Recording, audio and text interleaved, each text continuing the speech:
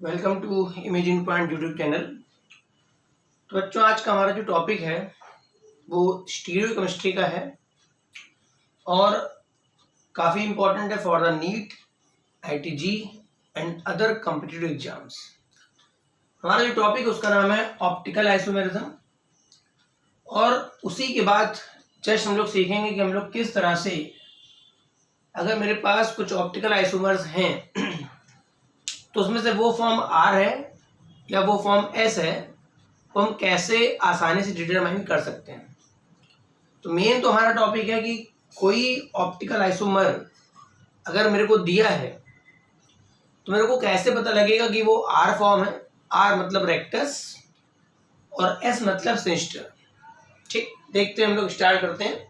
आप topic note कर लीजिएगा, optical isomerism and R S nomenclature. ठीक, अब यहाँ पर है क्या सबसे पहले बात करते हैं कि हमारे पास ऑप्टिकल आइसोमर्स क्या होते हैं। भाई, अगर मेरे पास दो कंपाउंड ऐसे दिए जाएं जिनके मॉलिक्यूलर फॉर्मूले सेम हो, मतलब मेरे पास दो कंपाउंड ऐसे हैं जिनके मॉलिक्यूलर फॉर्मूले सेम है और उनके स्ट्रक्चरल फॉर्मूले भी सेम है, मतलब the compound containing same molecular formula and also same structural formula, but वहां पर है क्या कि जो दोनों मॉलिक्यूल्स हैं उसमें जो पर्टिकुलर ग्रुप लगा है उसमें पर्टिकुलर दो ग्रुपों की आपस में स्पेस में पोजीशन एक्सचेंज हो जाती है। फॉर एग्जांपल, अगर मैं एक मॉलिक्यूल लेता हूँ, कार्बन लिया मैंने, इस पर ए लगाया, मैंने इधर बी लगाया, इधर मैंने ई लगाया, मैंने इधर डी लगाया। ठीक, मैंने कोई मॉलिक्यूल ले लिया। अगर आप इस मॉलिक्यूल को ध्यान से देखेंगे तो कार्बन पर ए लगा है, मेरे पास ये बी लगा है, मेरे पास ई है, मेरे पास डी है। ठीक, कार्बन की वैलेंसी 4 होती है। अब मैं इसका एक दूसरा फॉर्म बना रहा हूँ, सी। यहाँ मैंने ए लगा दिया, इधर मैंने ई कर लिया, इधर मैंने क्या करा, बी कर लिया, इधर मैंने डी रहने दिया। अब जरा इन दोनों मॉलिक्यूल को ठीक से देखिए। हो सकता है कि कुछ बच्चों को स्ट्रक्चरल फॉर्मूला का मतलब ना पता हो, तो मैं बता दूं, स्ट्रक्चरल फॉर्मूले का मतलब होता है जुड़ने का अरेंजमेंट, पहले कहाँ जुड़ा था और जो अगला फॉर्म है उसमें कहाँ जुड़ा है। अगर जहां पहले जुड़ा था अगर वही अगले फॉर्म में जुड़ा है तो मैं बोलूंगा स्ट्रक्चरल फॉर्मूला सेम है। जैसे फॉर एग्जांपल, इन दोनों कंपाउंडों को मैं आइसोमर तब बोलूंगा, ऑप्टिकल आइसोमर्स या स्टीरियो आइसोमर्स, जब इनके मॉलिक्यूलर फॉर्मूले सेम होंगे, मगर स्ट्रक्चरल फॉर्मूले भी सेम होंगे, मगर स्पेस में पर्टिकुलर ग्रुप्स की क्या बदली होगी, पोजीशन। जैसे मान लो इसका मैंने लिखा मॉलिक्यूलर फॉर्मूला सी, कार्बन है, ए है, बी है, ई और डी, ये इसका मॉलिक्यूलर फॉर्मूला हो गया। ठीक है भाई, इसी तरह से मैं इसका लिखूंगा, सी है, सी पे ए भी है, सी पे बी भी है, सी पे ई डी। अगर आप देखें ध्यान से तो दोनों का मॉलिक्यूलर फॉर्मूला सेम आ गया। अब मैं चेक करता हूँ स्ट्रक्चरल फॉर्मूला, वो कैसे चेक होता है, सेम है कि डिफरेंट है। तो देखो भाई, ये ए कहाँ लगा है, इस वाले कार्बन पे, ये बी कहाँ लगा है, इस वाले कार्बन पे, ये ई कहाँ लगा है, इस वाले कार्बन पे, डी भी लगा है इस कार्बन पे। और यहाँ पर भी अगर आप ध्यान से देखें तो ए, बी, ई और डी वो भी उसी कार्बन पे लगे। जब दोनों में, यहाँ पर भी लेफ्ट वाले मॉलिक्यूल में भी ए, बी, ई, डी इस कार्बन पे लगे हैं और राइट वाले में भी ए, बी, ई और डी वो भी आपके कार्बन पर ही हैं। तो दोनों के जो, ये तो मॉलिक्यूलर फॉर्मूला सेम हो गया, ये तो मॉलिक्यूलर फॉर्मूला सेम हो गया। अब दोनों के स्ट्रक्चरल फॉर्मूले भी सेम आ गए, दोनों के स्ट्रक्चरल फॉर्मूले भी क्या आ गए, सेम। मगर मॉलिक्यूल को आप ध्यान से देखिए, अगर आप ध्यान से देखेंगे तो ये वाला जो बी वाला ग्रुप है आपके लिए लेफ्ट में है और यहाँ पर ई वाला जो है वो राइट में। मगर जो अगला मॉलिक्यूल आप देखेंगे उसमें जो ई वाला है वो लेफ्ट में हो गया और जो बी वाला है वो राइट में। तो कुल मिला के मैं बोल सकता हूँ ये जो मॉलिक्यूल्स हैं ये दोनों स्टीरियो आइसोमर्स हैं। कौन से आइसोमर्स है हमारे पास, स्टीरियो आइसोमर्स। अब स्टीरियो के अंदर आता है हमारे पास ज्योमेट्रिकल और ऑप्टिकल। तो यहाँ मेरे को बात करनी है ऑप्टिकल आइसोमर्स की। पहली बात समझ में, स्टीरियो आइसोमर्स वो हैं जिनके मॉलिक्यूलर फॉर्मूले सेम होते हैं, जिनके स्ट्रक्चरल फॉर्मूले भी सेम होते हैं, मगर पर्टिकुलर ग्रुप्स की स्पेस में क्या बदल जाती है, पोजीशन की वजह से। तो वहां पर दो प्रकार की आइसोमेरिज्म होती है, ज्योमेट्रिकल, दूसरा ऑप्टिकल। तो यहाँ बात करनी है ऑप्टिकल वाले की। अब ये दोनों ऑप्टिकल आइसोमर्स कब बनेंगे, ये दोनों ऑप्टिकल आइसोमर्स तब बनेंगे अगर मैं, ये जो पहला सैंपल है, ये मेरे पास जो पहला सैंपल, इसको मैंने किसी कांच के कंटेनर में ले लिया। ठीक है भाई, ये मेरे पास जो पहला सैंपल था जिसमें मेरे पास बी जो है वो लेफ्ट में है, इसमें मैं एक लाइट डालूंगा। इस लाइट का नाम होता है प्लेन पोलराइज्ड लाइट। ये जो लाइट मैं इससे पास करूंगा, पहला सैंपल, फर्स्ट सैंपल, ये मेरे पास सेकंड सैंपल, ठीक है, उसी मॉलिक्यूल का। तो यहाँ मैं जब इसमें से लाइट डालूंगा तो ये इस लाइट को या तो क्लॉकवाइज घुमा देगा या तो इस लाइट को ये एंटी क्लॉक, मतलब किसी पर्टिकुलर डायरेक्शन में ये लाइट को रोटेट करने वाला है, ठीक है।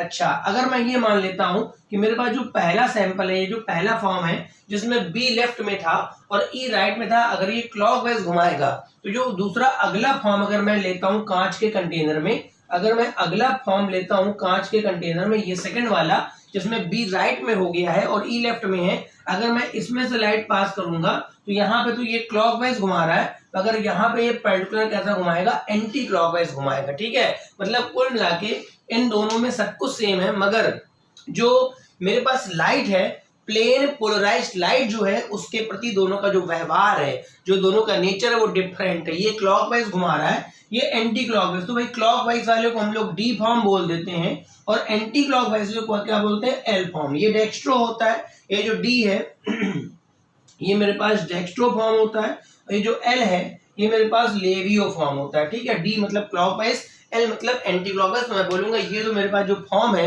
ये ऑप्टिकल आइसोमर्स के हैं, ठीक है।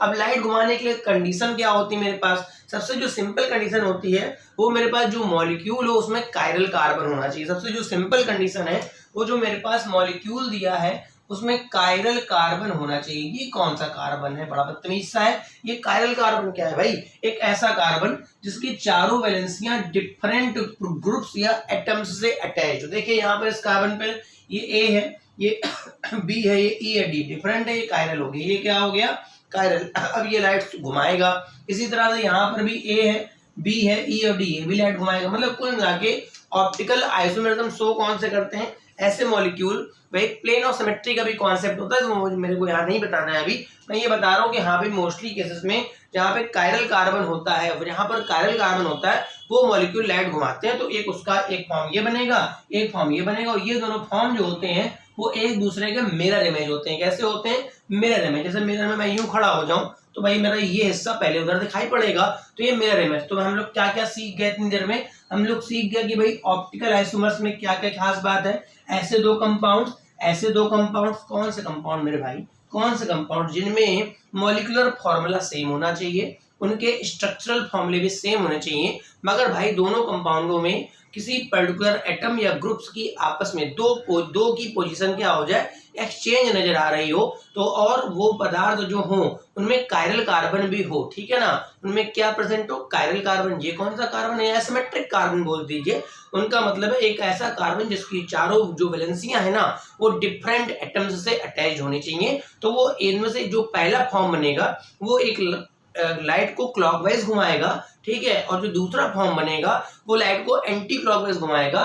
तो जो क्लॉकवाइज घुमाएगा उसको मैं डी बोल दूंगा और जो मैं एंटी क्लॉकवाइज उसको मैं क्या बोल दूंगा, एल फॉर्म बोल दूंगा, ठीक है। ये क्लॉकवाइज वाला है, ये एंटी क्लॉकवाइज, और डी और एल जो फॉर्म घुमाते हैं इनको हम लोग इनेंसियोमर्स बोलते हैं, ठीक है ना। इनको हम लोग क्या बोलते हैं, इनेंसियोमर्स। अब मैं अपना टॉपिक यहाँ पे स्टार्ट करूंगा, आरएस नोमेनक्लेचर ये क्या है, ठीक है, जो मेरे को पढ़ाना था मेन। तो भाई ऐसा है ना कि डी और एल जो है, आप किसी भी मॉलिक्यूल को अगर आप कॉपी में बना लें, किसी भी मॉलिक्यूल को अगर आप बोर्ड में बना लें, तो आप उसको देख करके नहीं बता सकते हैं कि वो डी है कि वो एल है। उसके लिए क्या करना पड़ता है, आपको मॉलिक्यूल को एक कांच के ट्यूब में लेना पड़ता है और लाइट डालनी पड़ती है। फिर वो लाइट आप देखेंगे ना कैसी घूम रही है, क्लॉकवाइज घूम रही है कि एंटी क्लॉकवाइज घूम रही है। अगर उस सैंपल ने, उस सब्सटेंस के सैंपल ने लाइट को क्लॉकवाइज घुमा दिया तो आप बोल दीजिएगा डी फॉर्म है ना, और अगर उसने एंटी क्लॉकवाइज घुमा दिया तो आप बोल देंगे एल फॉर्म है। यानी कुल मिला के मैंने जो शब्द यूज करे हैं इसके लिए आपको पास सैंपल होना चाहिए, एक्सपेरिमेंट करना पड़ेगा, एक्सपेरिमेंट करना पड़ेगा। सोचो नीट का पेपर चल रहा है, जी का पेपर चल रहा है, उसने क्वेश्चन दिया बताइए डी है कि एल है। अब डी एल बताने के लिए भाई तेरे को सैंपल देना पड़ेगा, तो क्या नीट के पेपर में तेरे को सैंपल मिलेगा, वहां नहीं मिलेगा। तो डी और एल जो है, डी और एल जो है वो हम लोग एक्सपेरिमेंटली निकाल सकते हैं, और हमारा जो पेपर होता है वो एक्सपेरिमेंटली नहीं थियोरेटिकली होता है, थियोरेटिकली होता है, थ्योरी के फॉर्म पे आ सकता है, एक्सपेरिमेंट वहां नहीं कराया जाएगा आपसे। तो डी और एल का जो दूसरा सब्स्टिट्यूट बनाया गया है हम लोग क्या मानते हैं, आर और एस। आर का मतलब रेक्टस है और एस का मतलब सिस्टर होता है, सिस्टर, ठीक है। तो इन दोनों, जो हमारे पास डी का काम कर रहा है आप उसको आर मान लीजिए और एल का जो काम कर रहा है उसको आप क्या मान लीजिए, एस। तो तो हम लोग आर एस जो है, आर एस नॉमेनक्लेचर है, ये थ्योरी से कैलकुलेट कर सकते हैं। इसके कुछ रूल्स होते हैं और जो डी और एल वाले होते हैं ना मेरे बच्चे, ये हम लोग थ्योरी से कैलकुलेट नहीं कर सकते। और जब आप पेपर देने जाओगे ना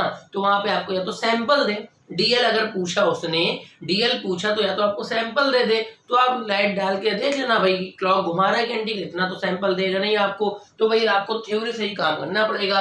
तो डीएल के बदले हम लोग क्या निकालेंगे, आरएस नॉमेनक्लेचर। ठीक है, इसका एक लेक्चर और बाद में आएगा, आज पूरा आरएस कंप्लीट नहीं हो पाएगा, तो मैं करूंगा क्या, आरएस। हाँ, आरएस आप उन्हीं मॉलिक्यूल्स का निकालेंगे जिसमें कायरल कार्बन होगा। कौन सा कार्बन होगा बेटा, कायरल कार्बन होगा। ये क्या है, जिसकी चारों वैलेंसियां डिफरेंट होंगी। तो मैं आज जो आरएस बताऊंगा, ये बताऊंगा फिशर प्रोजेक्शन से। कौन सा प्रोजेक्शन मेरे पास है, आज जो बताऊंगा वो मैं बताऊंगा फिशर प्रोजेक्शन से। अगर मेरे पास कोई मॉलिक्यूल जो कायरल है कार्बन वाला, अगर उसका फिशर प्रोजेक्शन ड्रा है, फिशर क्या है, हॉरिजॉन्टल लाइन, वर्टिकल लाइन और बीच में ये कार्बन, अगर ऐसा कोई प्रोजेक्शन केमिस्ट्री में आता है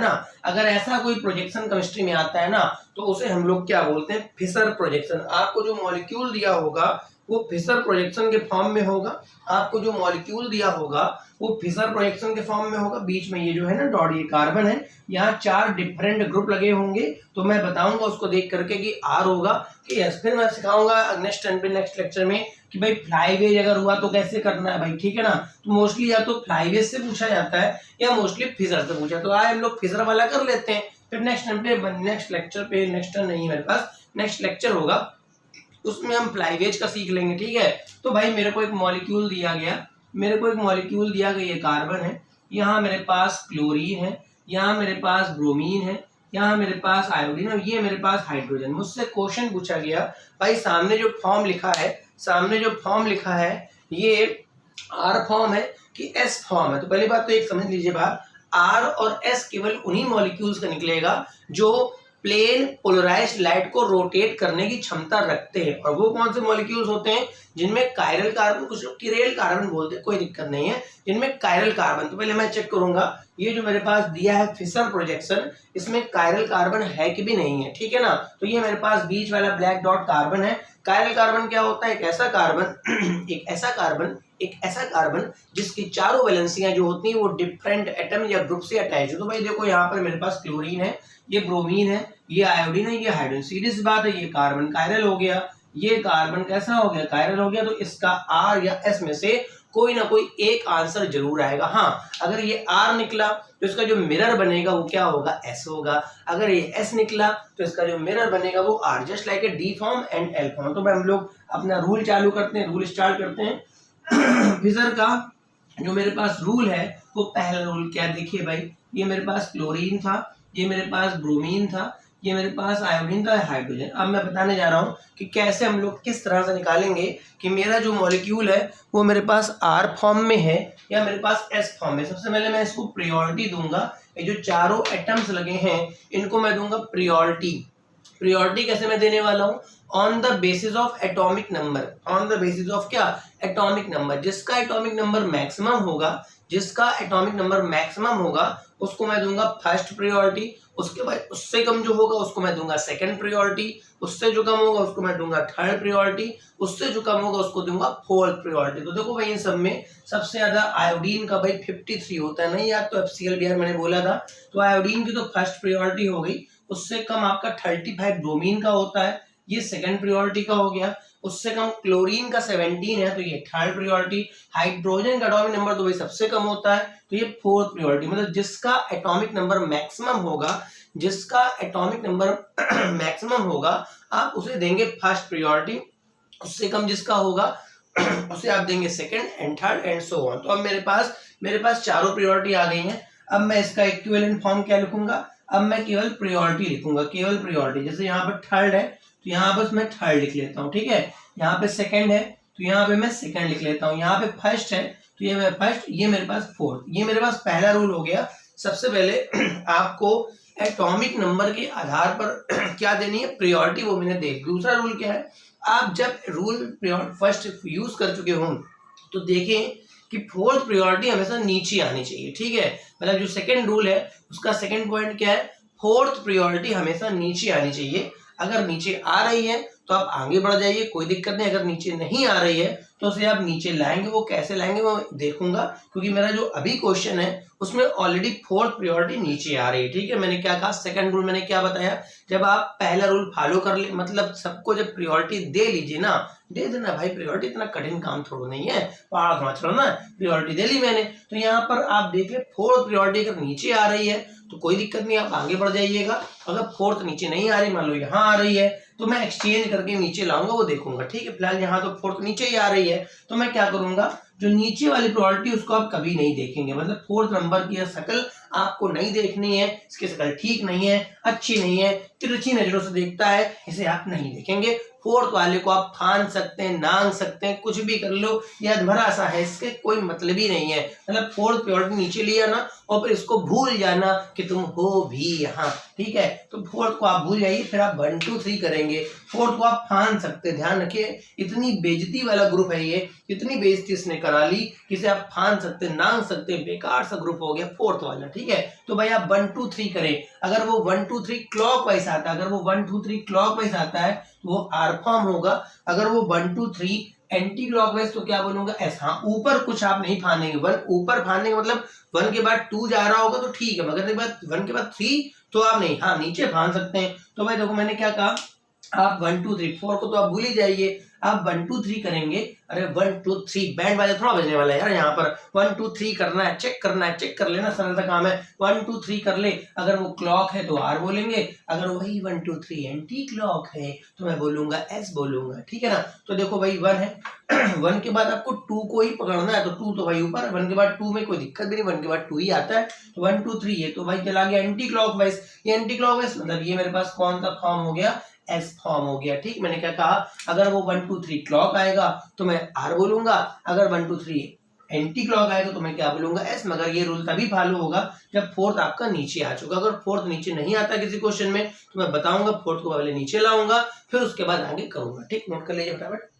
ठीक भाई, अगला क्वेश्चन देख लेते हैं, अगला क्वेश्चन देख लेते हैं। यहाँ पर देखो भाई अगला फॉर्म में बना रहा हूँ। ठीक है, मेरे पास अगला क्वेश्चन है, ये मेरे पास ऐसे बना दिया, ये मेरे पास हाइड्रोजन है, ये मेरे पास ब्रोमीन है, ये मेरे पास क्लोरीन है, ये मेरे पास मेथिल है। पहला काम आपको क्या करना है, चेक करना है कि मेरे पास जो मॉलिक्यूल दिया है वो कायरल कार्बन वाला है कि नहीं है। अगर बेटा वो कायरल कार्बन का ही नहीं हुआ तो भूल जाओ। अगर मैं यहाँ पर 2 हाइड्रोजन कर दूं, यहाँ पर अगर मैं 2 जगह पे हाइड्रोजन कर दूं तो वो तो कायरल कार्बन है, 2 जगह तो प्रायोरिटी सेम आ जाएगी, तो फिर क्वेश्चन नहीं सॉल्व होगा। तो यहाँ तो कायरल है, ये भाई ब्रोमीन है, ये क्लोरीन है, ये मेथिल है, ये एच। अब मेरा पहला रूल था, पहला रूल मेरा नियम नहीं यार, मैंने भी कहीं से पढ़ के सीखा होगा। ठीक है, बस ये आपको सिंपल तरीके से बता देगा, आप पढ़ोगे घंटों देखते रहोगे उसको। ठीक, तो भाई ब्रोमीन का इन सब में सबसे ज्यादा है, तो ये मेरे पास फर्स्ट प्रायोरिटी, क्लोरीन का मेरे पास सेकंड प्रायोरिटी, कार्बन का 6 होता है तो ये मेरे पास थर्ड प्रायोरिटी, हाइड्रोजन का 1 तो ये मेरा फोर्थ प्रायोरिटी। ठीक है, अभी मैं उन क्वेश्चंस के एग्जांपल ले रहा हूं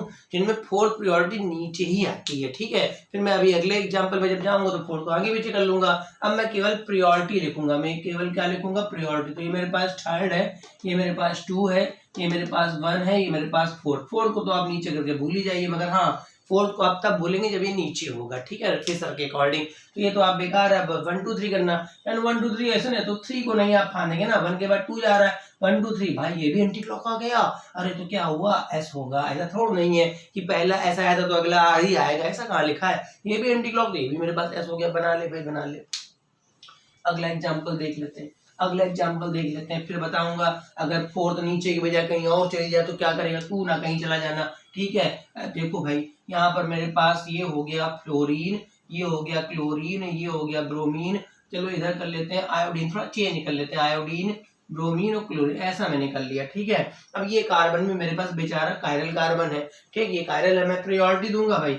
आयोडीन की फर्स्ट प्रायोरिटी आएगी, फर्स्ट एटॉमिक नंबर सबसे ज्यादा है, उससे कम मेरे पास ब्रोमीन का सेकंड आएगा, मेरे पास क्लोरीन का थर्ड आएगा। फ्लोरीन का चूंकि एटॉमिक नंबर 9 होता है, केवल सबसे कम इन सब में है, तो ये ऐसा नहीं कि हाइड्रोजन होगा तभी फोर्थ पे आएगा, जिसका एटॉमिक नंबर सबसे कम होगा वही फोर्थ पे जाएगा। ठीक है, अब मैं इसका बना लेता हूँ इक्विवेलेंट फॉर्म ओनली प्रायोरिटी वाला, थोड़ा देखने में सरल हो जाता। तो ये मेरे पास फर्स्ट प्रायोरिटी है, ये सेकंड है, ये मेरे पास थर्ड है, ये मेरे पास फोर्थ है, फोर्थ में नीचे फिर लिया है, इसको आप भूल जाइए, ये बेइज्जती वाला ग्रुप है, इसकी इज्जत कोई नहीं है, इसको नीचे रहने दीजिए। अब 1 2 3 करेंगे आप, 1 2 3 कुत्ते भौंक रहे भाई, तो देखो भाई 1 2 3 करेंगे भाई, तो 1 2 3 1 2 3, तो ये तो क्लॉकवाइज आ गया भाई, ये तो क्लॉकवाइज आ गया भाई, ये तो क्लॉकवाइज आ गया, तो कौन सा फॉर्म बन गया मेरे पास, आर बन गया। बना लो भाई, जल्दी से बना लो, बन गया, बात समझ में आ गई, ठीक है। तो इस तरह से आप किसी भी क्वेश्चन को सॉल्व कर सकते हैं, बड़े आराम से आपका क्वेश्चन सॉल्व हो जाएगा। अब मैं एक आखिरी एग्जांपल बताऊंगा, बल्कि 2 एग्जांपल बताऊंगा, जिसमें फोर्थ अगर नीचे नहीं आता है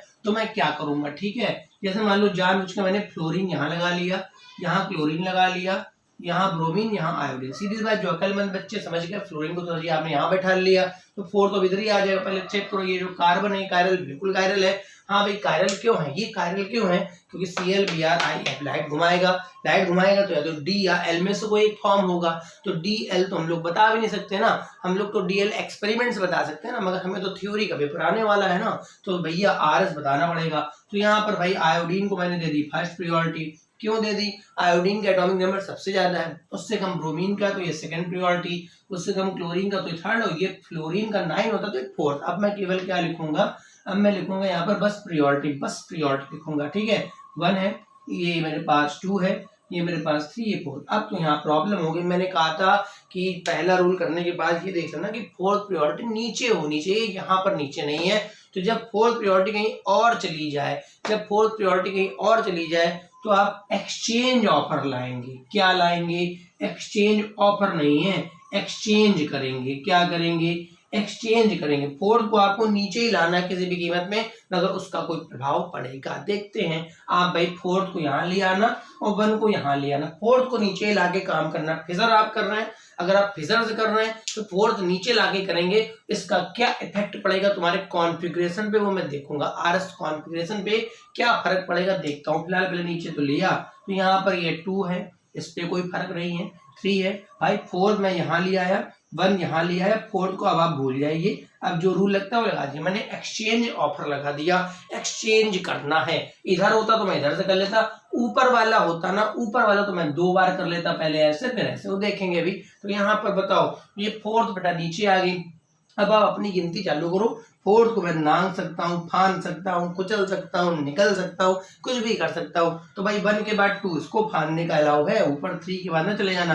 तो 1 2 3 1 2 3 1 2 3 1 2 3 ऐसे आया, तो 1 2 3 क्लॉकवाइज हो गया। तो इसका आंसर क्या आना चाहिए, आर। मगर भाई इसका आंसर एस निकलेगा। कैसे बता रहा हूं, अगर आपने एक बार, आंसर तो आर निकला है क्योंकि क्लॉकवाइज का आंसर आर होता है। अगर आपने एक बार एक्सचेंज करा है, ठीक है, अगर आपने फोर्थ को नीचे लाने के लिए एक बार एक्सचेंज करा है, तो अपने आंसर को आप पलट दीजिएगा। मतलब आर आ रहा है तो आपका आंसर फिर आर नहीं एस लिखेंगे। अगर यहाँ एस आ रहा होता तो आंसर आप क्या लिखेंगे, आर। मतलब एक बार एक्सचेंज हुआ है तो आप एक बार आंसर पलटेंगे। जैसे मान लो मेरा फोर्थ यहाँ होता तो मैं इसको पहले यहाँ एक्सचेंज करता, फिर यहाँ एक्सचेंज करता। कितनी बार एक्सचेंज करते भाई, आप 2 बार एक्सचेंज करते, तो भाई आर का एस, एस से फिर मेरा वही पलट के आर आता। कोई बात नहीं, ये बात समझ में आ गई होगी, नोट कर लीजिए फटाफट। 1 2 एग्जाम्पल मैं और ले लेता हूँ। ये फिशर वाला काम मेरा आज कंप्लीट हो जाएगा, फिशर वाला काम मेरा कंप्लीट हो जाएगा।